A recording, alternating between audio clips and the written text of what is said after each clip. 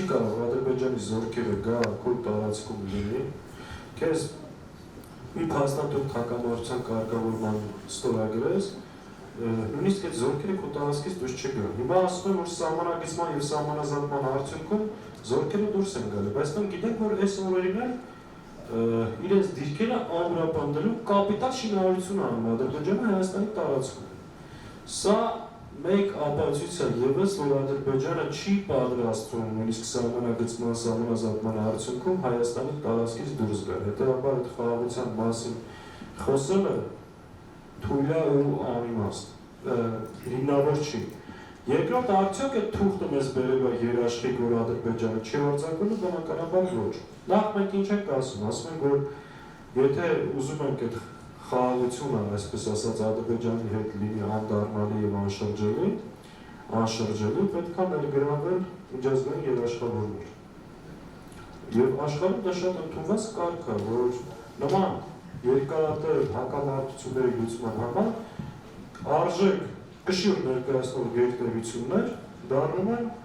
այդ համաձայնության երաշխավորը։ Եթե մենք ուղիղ այդ համաձայնությունը կնքում ենք եւ Ադրբեջանը վաղ խախտում է, մեր զսպման գործիքը ո՞րն է դա։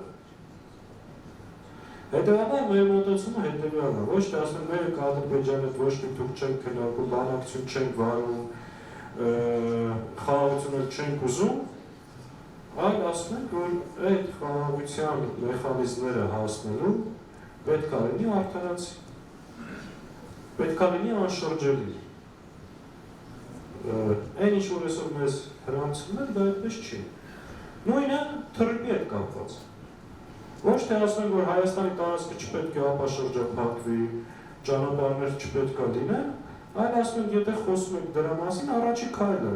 Իան թռիպ երկուսը թող այդ Ադրբեջանի տարածքով լինի, էլի այդ նույն պայմաններով, այսինքն փոխադարձության սկզբունքով։ Այդ ինչի Հայաստանի տարածքով շատ դետալներով պայմանավորվում եք, բայց Ադրբեջանի տարածքով նույնը չէ։ Այսինքն այստեղ ոչ թե բանակցությունները մերժելու միանգամից ամեն ինչին դեմ են, այլ պետք է այդ փաստաթղթերում ներառես քո շահը, հայկական պահանջները։ Դրանից հետո եթե իրանք հրաժարվեն, դա արդեն իրաց պրոբլեմ է։ Բայց մերժող կողմում մենք չենք լինել։ Այս լինելու մեր ընդհանուր մոտեցումը